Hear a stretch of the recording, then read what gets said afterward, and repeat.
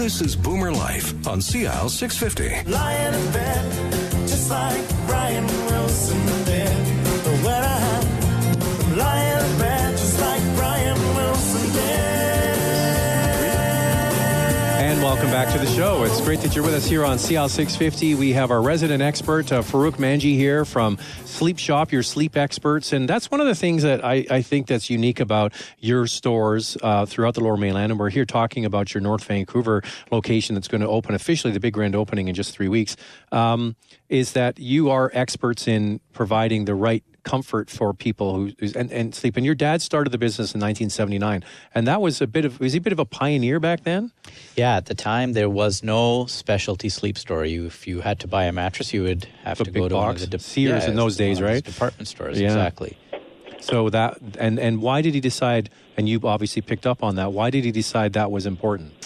You know, he when he first arrived to Canada, there was not a lot of jobs available, and he happened to be hired. Well, he convinced somebody to hire him at a furniture store. And at the time, people may recall Stacy's. Yes. And so Stacy's hired him, put him on the floor, and he challenged them. He said, "I'll manage this store in a month, and I will drive your sales, and I'll do this, and I'll do that." And sure enough, that's what he did. So. Yeah. He wasn't there for too long. I think it was about 2 to 3 years. And he's got this wonderful entrepreneurial spirit that he brought from back home and decided to open up his own specialty sleep store. So that's how it started. And now it seems like society, everybody's into organic and all of that. And that's a big part of your business now, is that giving people the option to have a different approach to sleep. Yeah, we do carry the mainstream product, if you will, if you want to call it that. But we have specialized over the last 5 or 7 years now to bring in more of the natural sleep products. So we've got Canadian-made manufacturers who are focusing on products that are made with more natural fiber, natural content like latex, pure wool and silk. And that all of that will lead to kind of the overall sleep experience, you know, what you're breathing in, how the mattress will let your body relax and support it gives, et cetera, et cetera. So that's a big focus area. All right. We have also joining us today from the North Shore Stress and Anxiety Clinic, Drs. Sarah Newth and Kristen Buer. And we've been talking about all kinds of different issues surrounding sleep. And one of the things we talked about throughout the show is trying too hard to get to sleep, trying too hard to get back to sleep. Is that a real issue? Yeah, it is. I think we put way too much pressure on ourselves to sleep. And the more pressure you put on yourself, and again, like the more you worry, the more anxious you'll be, the more aroused you are, it's a guarantee not to sleep. You know, the reality is if left to its own devices, our body wants to sleep, right? And so, you know, getting a good night's sleep really has nothing to do with your desire to sleep or how badly you want to sleep. It has to do with how physiologically driven your body is. So, you know, we've been chatting today about different strategies that kind of build that sleep drive so that your body wants that, you know, whether it's being active, getting exercise, a lot of kind of key things that can help kind of drive your body. That's what we kind of need to focus on. But the more pressure we put on ourselves to sleep, the more likely we aren't going to sleep. And I think we have to move away from getting too focused on a set number of hours. And it's more about kind of quality sleep versus quantity of sleep. People get so stuck on this idea that I need exactly 8 hours. If I don't get 8 hours, I'm going to feel horrible. I won't function well tomorrow. When in fact, it's probably better to get 4 really great hours than 8 horrible hours. And I think we also have to learn to kind of decatastrophize not getting a good night's sleep. You know, sure, you know, we all know that we function a lot better when we're well rested. You know, we think a little better, we're a little sharper, we handle things better. But we can get through the day. You know, I had a child 5 years ago, and being a new mom, wow, you realize that you really can function with extreme levels of sleep deprivation, right? So we may not be at our best, but we can generally get through the day, even if we're tired. So we need to decatastrophize not getting a good night's sleep. And we also need to recognize that if we, you know, have a bad night's sleep is usually rewarded with a good night's sleep the next night or the night after if we just let our body do what it needs to do. So instead of worrying about it, turn that clock away and just accept, you know what, for whatever reason tonight, my body doesn't want to sleep. And rather than worry about that, I'm just going to use this time to relax or to do something calming, and if I get some more sleep, great. If I don't, that's okay too. Mm-hmm. So what are some of the other strategies that we can implement to get to bed and stay asleep for as many hours your body needs to? Well, I think one of them we haven't touched on in a huge way, but I think setting up the bedroom and the bed to be a pleasant place to be, the sanctuary that we were talking about, and that can include everything from making sure that you've got a proper bed. I think many times people are sleeping in a bed that is too old. It's worn out. It's giving them back pain.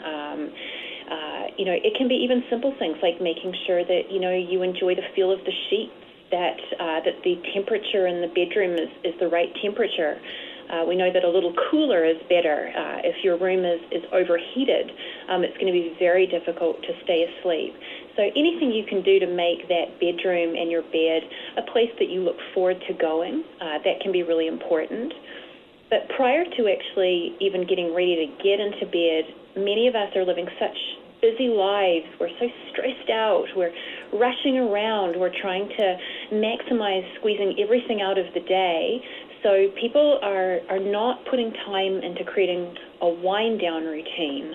And I think sometimes we feel like we're doing a wind-down routine if we're kind of stuck in front of the TV for a couple of hours. And that can certainly be, watching a bit of TV can certainly be part of a wind-down routine.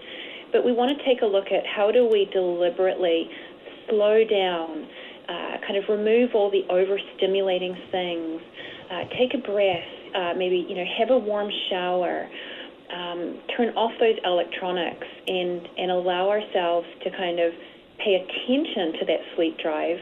Because one of the other things we'll see is people will often ignore their drowsiness. They'll ignore that sleep drive, not wind down, and then end up pushing through that and getting almost like a second wind going where they get re-revved up and that kind of tired and wired feeling.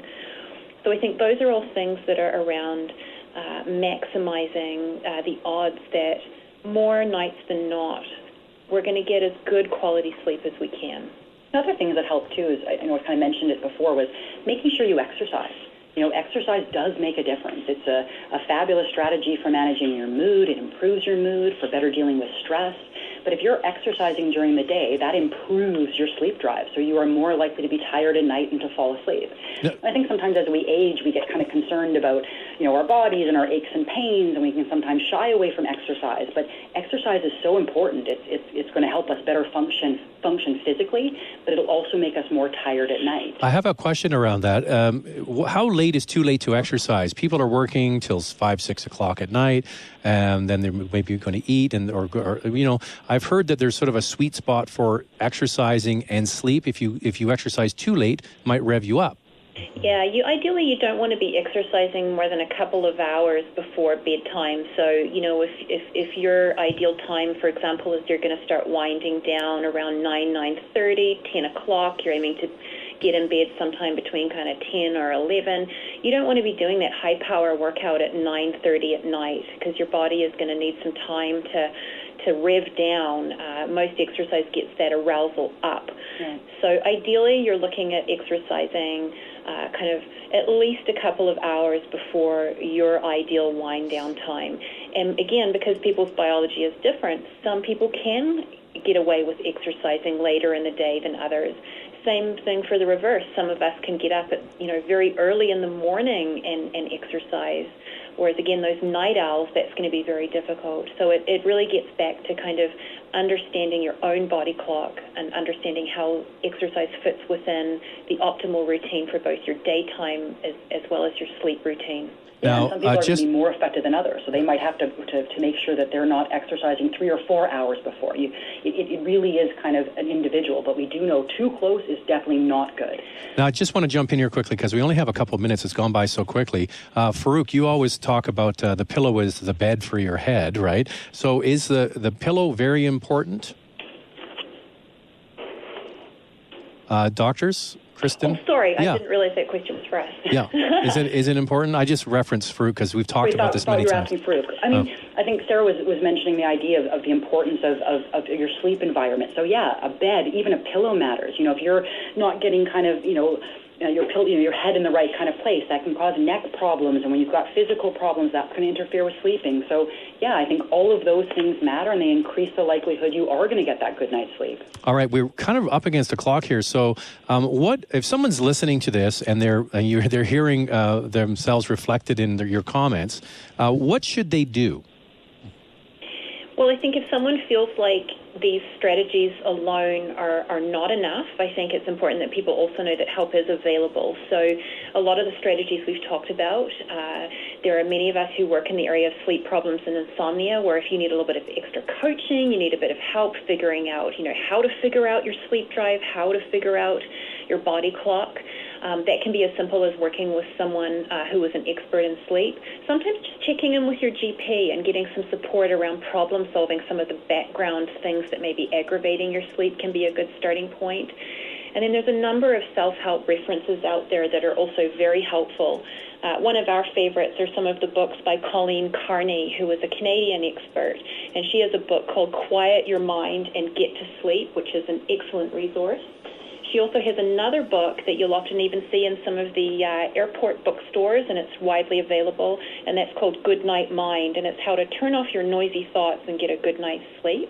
And there's also a couple self-help kind of sites that can be really good. So one called Here to Help and Anxiety BC. So if you Google those and Google sleep, there's some great tips, and I think it'll review all the kind of core ones we talked about today, because I know it was a lot of information. It's hard to remember all that stuff. So being able to kind of go to those sites, Anxiety BC or Here to Help, and check out their sleep section can give you a good overview of all the kind of key things we talked about today.